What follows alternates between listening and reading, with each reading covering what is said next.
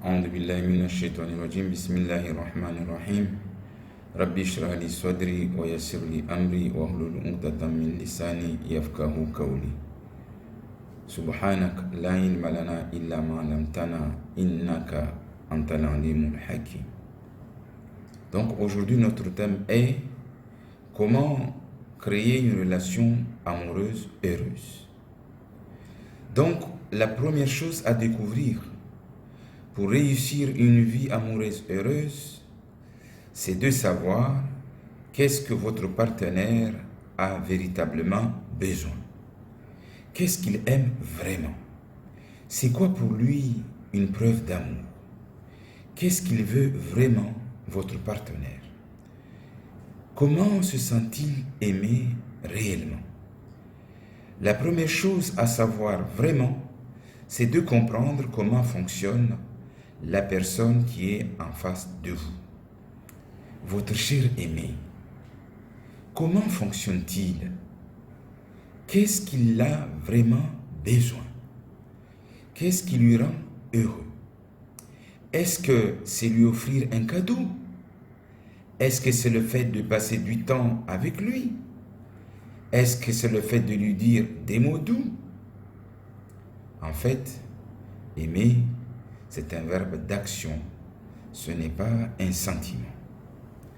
Le verbe aimer ne connaît pas l'impératif. Un moi tout seul ne suffit pas. Il faut de l'action. La plupart des gens pensent que ce qui va rendre heureux la personne, c'est ce qui lui rend heureux lui. Et c'est quoi la réponse? C'est faux. Ce qui va vous rendre heureux, ce n'est pas forcément ce qui va rendre heureux l'autre, votre partenaire. Si vous voulez réussir dans votre relation intime, ne dites pas « j'ai tout donné ». Dites plutôt « qu'est-ce que je ne lui ai pas encore donné selon ce qu'il a besoin ». La plupart du temps, qu'est-ce qu'on fait dans les couples? Certains disent « oui, mais j'ai tout donné ». Oui, tu lui as tout donné, mais est-ce que si tu lui as tout donné, ce qu'il avait vraiment besoin? Est-ce que tu lui as tout donné, ce qu'il avait vraiment besoin? Parce que si tu lui avais donné tout ce qu'il avait besoin, vous ne seriez pas actuellement dans des problèmes aujourd'hui, dans des conflits, n'est-ce pas? Donc, posez-vous réellement la question. Qu'est-ce que votre partenaire a vraiment, véritablement besoin? Comment se sent-il aimé? Quelles sont les actions ou les mots ou les choses qui vont faire qu'il se sent réellement aimé par vous? Et faites ça constamment, encore et encore, et répondre à ses besoins et combler de joie votre partenaire jour après jour, et vous verrez le changement. En fait, le plus grand problème, on pense que le problème est toujours sur l'autre, et on attend que c'est l'autre qui change avant que je change. Ce qui est complètement faux. Le problème n'est pas forcément sur l'autre. Vous devrez commencer à changer vous, d'abord, et ensuite, vous allez changer votre partenaire. C'est ça la règle. Parce que quand vous allez montrer de bons comportements, ça va être un outil d'éducation pour l'autre, et ça va aider l'autre aussi à changer. Donc, pour changer l'autre, vous devrez commencer, vous, à changer. Donc, le point de départ, en plus de trouver les besoins de votre partenaire et l'aider, c'est de vous sentir bien, de vous sentir en bonne santé au niveau émotionnel. Vous devrez être clair dans votre vie et savoir où vous voulez aller. Il faut avoir de la clarté, de la confiance, être humble et simple, ne pas être trop dur. il faut d'abord être indépendant. Vous n'avez pas besoin de l'autre pour vous rendre heureux. Quand deux personnes sont heureuses dans une relation, ça devient spectaculaire. Mais quand une personne est heureuse et l'autre n'est pas heureuse et essaie de la sauver, avec le temps, les deux risquent de devenir malheureuses. Cela voudra dire que si vous n'êtes pas bien dans votre relation, vous allez tirer l'autre vers le bas. Maintenant, je vais vous donner les 5 règles, non, les 9 règles, les 9 règles, les 9 moyens pour avoir une vie de couple réussie. C'est tellement important de savoir comment faire pour réussir dans sa vie de couple. Comment faire pour réussir votre vie de couple? Parce que tu peux tout avoir, mais si ta vie de couple va mal, tout le reste ira mal, y compris la vie professionnelle. Alors, si ma vie de couple va faire que ma vie professionnelle va aller mal, il est très important de savoir quelles sont les choses que je vais faire pour réussir dans ma vie de couple. En fait, un être humain a 4 vies. La première vie, c'est la vie quand vous êtes chez vos parents. Parfois, vous allez avoir des bons parents ou des parents qui sont un peu sévères. Mais cette vie-là, elle va passer. Ensuite, vous aurez la vie scolaire. Parfois, vous aurez des profs qui sont un peu durs. Et vous pouvez parfois souffrir. Mais cette vie-là aussi, elle va passer. Ensuite, la troisième vie, c'est la vie professionnelle. Parfois, vous avez des chefs qui sont durs dans le travail. Et ça fait souffrir. Mais cette vie-là, elle peut passer aussi. Et ensuite, vous avez la dernière vie. C'est la vie dans le mariage. Cette vie-là, si elle est réussie, elle règle le reste de la vie, vous serez heureuse. Si votre vie de mariage est bien, vous serez bien dans la vie du travail et toutes les autres vies. Mais si vous avez des problèmes dans votre vie de couple, vous ne pouvez pas être efficace dans votre vie professionnelle, y compris les présidents de la République. Vous m'excuserez, les présidents. Même les présidents, s'ils ont des problèmes dans la vie de couple, ou les ministres, ou je ne sais qui, les députés ou je ne sais pas qui, ben, ils ne sont pas bien dans leur vie. Donc, la vie de couple, c'est très important, mes chers frères et sœurs. Donc, c'est vraiment une école de vie à prendre au sérieux. Parce que si elle est bien, elle règle tous les autres vies. Et si elle va mal, tout va mal. C'est pourquoi nous allons être attentifs pour vous donner des clés pour vous aider à réussir dans la vie de couple et donc, par conséquent, dans la vie en général. Donc, pour réussir dans ma vie de couple, il faut, premièrement, communiquer. Car si vous ne communiquez pas, vous mettez votre vie de couple en danger. Et si tu n'as pas le temps de communiquer, envoie-lui un SMS, un petit message. Faites le geste tous les jours, communiquez. Parce que si toi tu ne communiques pas, Shaitan va communiquer avec lui. Et ça, ce n'est pas une bonne chose. Shaitan, c'est Satan en français. Donc, deuxièmement, pensez à l'autre plus qu'à vous-même. Pensez à l'autre plus qu'à vous-même. Ne pensez pas qu'à vous, mais plutôt plus aux besoins de l'autre.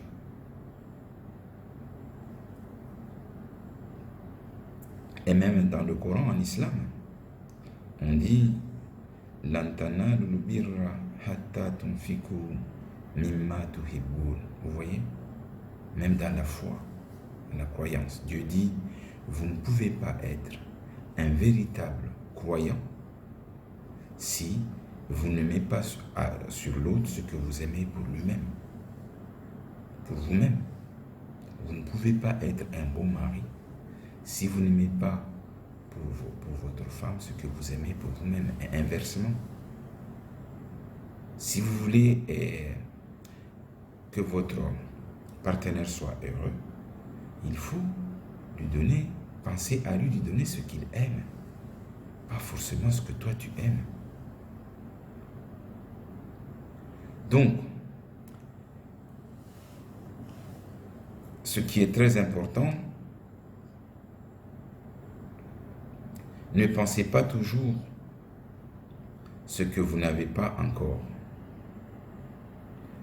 Ne vous focalisez pas sur ce que vous n'avez pas encore, mais contentez-vous plutôt ce que vous avez déjà. Ça, c'est très important si vous voulez avoir une vie de couple heureuse. C'est-à-dire, ne comparez pas votre vie avec celle des autres.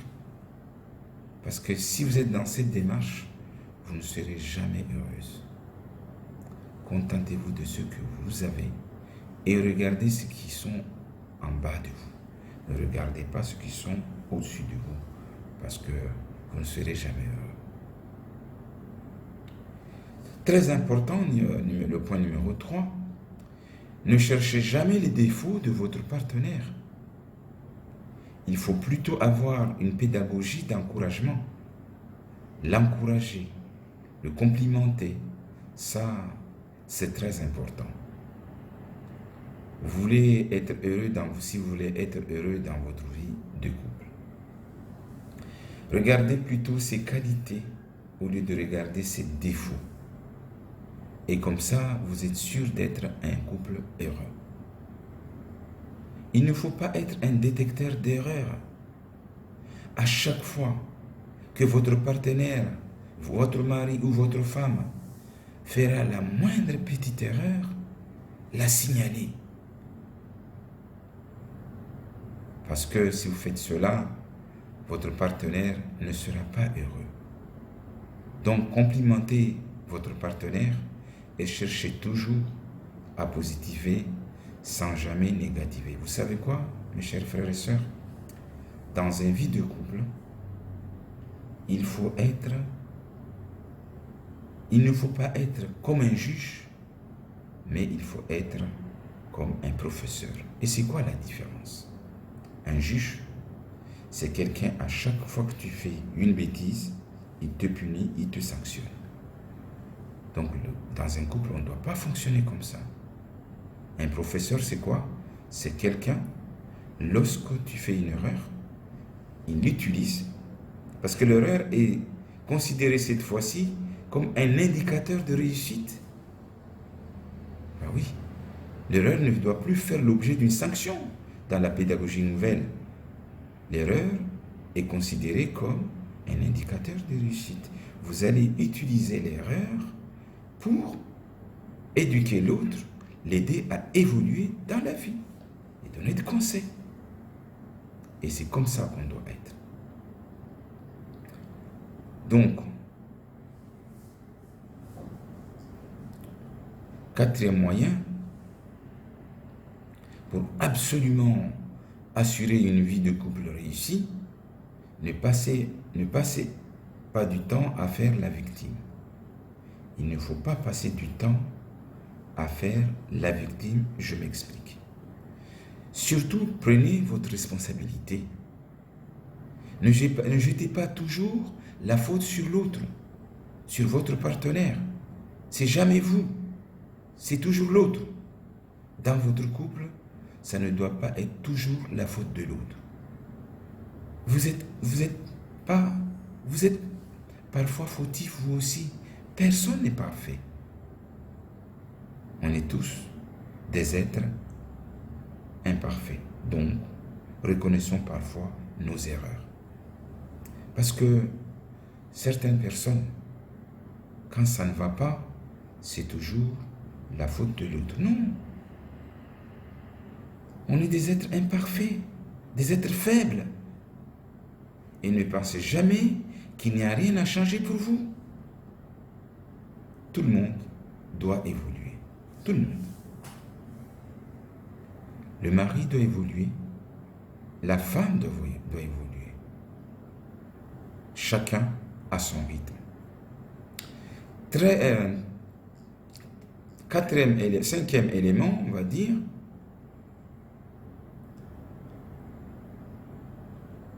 cherchez à comprendre les différences de votre partenaire. Cherchez à comprendre ce qu'il ressent et le combler de bonheur.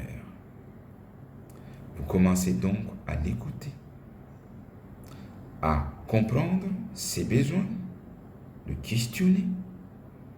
Et c'est ça la solution pour être heureux dans votre couple. Posez-lui la question sur ce qui est pour lui important pour être heureux. Surtout, faites cela régulièrement si vous voulez être heureux dans votre couple. Sixièmement, communiquez vos émotions, vos sentiments et surtout, ouvrez la communication. Ne restez pas fermé dans votre coin. Dites les choses clairement et poliment. Et ne dites pas toujours « ça va » quand ça ne va pas. Et n'attendez pas le moment où vous ne pouvez plus tenir vos émotions pour exploser d'un seul coup pour une raison quelconque et mettre en colère votre partenaire. D'ailleurs, il vaut mieux quand vous êtes en colère vous taire. Parce que quand vous êtes en colère et que vous allez prononcer des mots, vous risquez de prononcer des mots que vous allez regretter plus tard. Or, quand on s'exprime, il vaut mieux dire des mots qui ne vont pas vous obliger à aller s'excuser, c'est-à-dire aller le regretter. Donc, dans un moment de colère, il vaut mieux se retenir et se taire. N'accumulez pas donc les émotions négatives. Communiquez petit à petit vos problèmes et ne les gardez pas trop longtemps dans votre poitrine. Vous risquez de tomber malade, voire exploser le temps de la colère.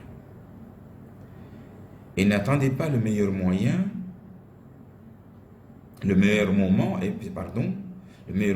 heureux pour tout exploser, pour tout foutre en l'air, ce moment heureux. Non, ce n'est pas une belle stratégie. Ça peut tout détruire. Alors, le sixième point, c'est pour moi la plus importante. Si vous voulez absolument avoir une vie heureuse dans votre couple, il faut croire que c'est normal de vivre en couple, de vivre heureux en couple. Ne croyez pas que d'être en couple, c'est juste éviter d'être seul. Et ce n'est pas pour être heureux, non. Plus vous le croyez, plus ça va le devenir. Croyez donc au prince charmant. Croyez à la princesse. Croyez à tout ça.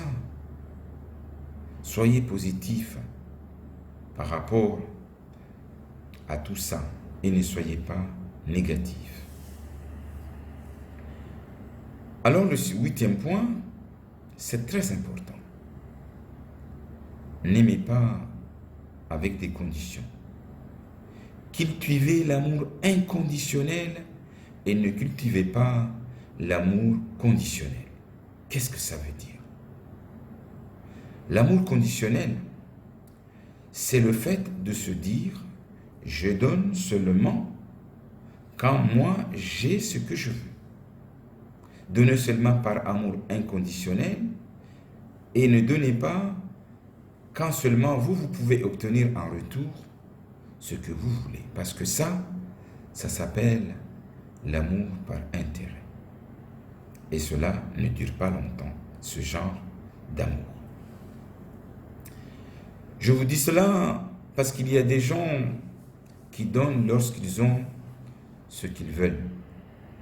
Sinon, ils ne donnent rien. Ils coupent tout. Ils ne donnent rien de ce que la personne en face de lui a besoin tant qu'il n'a pas obtenu ce qu'il a. Il punit bien son partenaire. De cette façon, il peut bien le manipuler. Et comme ça, quand il sera vraiment en douleur, il sera obligé de lui donner ce qu'il veut. C'est ça l'amour, n'est-ce pas? Non, non. D'ailleurs, ce n'est même pas humaniste. Ça, c'est l'amour conditionnel. Donner seulement quand il y a un retour, quand il y a un intérêt pour la personne. Il ne faut pas croire que l'amour est limité et qu'on peut en donner qu'un peu, uniquement quand l'autre vous a donné ce que vous voulez. Le 9e point, pour absolument assurer une vie heureuse, il faut être sincère et rétablir la confiance. Car seule la confiance unit deux personnes. Il faut vraiment éviter l'hypocrisie dans un couple parce que votre femme ou votre mari pourrait être un hypocrite parfois. Parfois même sans le savoir. Et comment cela est possible? Tu peux avoir une femme, tu lui fais confiance parce que c'est ta femme, c'est normal et c'est logique de lui faire confiance. Le problème, dès qu'il y aura un petit problème à la maison, elle va raconter à tout le monde tes défauts, que tu es un mauvais mari, que tu es ceci, que tu es cela, que tu fais cela, tu fais ceci. Elle va raconter cela à tout le monde, à ses enfants, à ses employés, à ses amis, à ses proches, etc. Elle va même parfois téléphoner à ses amis ou à ses parents pour raconter votre vie intime, pour te rabaisser, pour un problème de quelques jours, pour un problème passager. Est-ce que vous vous rendez compte des dégâts que cela peut faire lorsque votre partenaire sera au courant? Et il y a des hommes aussi qui font cela à leurs femmes. Ils parlent du mal d'eux. Donc, ne faites jamais ça, car cela est très dangereux pour deux personnes qui veulent construire une vie commune durable. Regardez plutôt le côté positif de l'autre et honorez-le plutôt en tout lieu et à tout moment. Il vaut mieux toujours honorer votre partenaire, votre femme ou votre mari, l'honorer en public ou en privé de temps en temps. Donc, si vous voulez avoir une vie de couple heureuse et épanouie, il faut appliquer ces 9 règles. Et il faut savoir que l'homme et la femme fonctionnent totalement avec des énergies différentes, un fonctionnement différent. Le cerveau est fait différemment. La femme est un être sentimental. Ça, l'homme doit le savoir. Alors, si tu ne sais pas comment la femme fonctionne et que tu es dur, tu risques de la blesser. Donc, la femme aussi doit savoir comment l'homme fonctionne. Je vous invite donc à prendre la décision de faire la chose suivante. À vivre vraiment heureux en couple, car votre couple, c'est ce que vous avez de plus cher au monde. Et pour ça, il faut utiliser ces 9 clés, ces 9 règles, vous méritez pleinement de vivre heureux et cela est possible. Et si vous voulez vraiment changer le monde, changer votre vie de couple, il faut commencer par changer votre monde intérieur.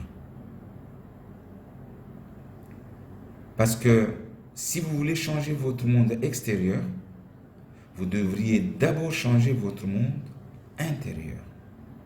À la fin, nous sommes nés pour aimer et être aimés, c'est-à-dire recevoir l'amour d'une personne. Je vous remercie.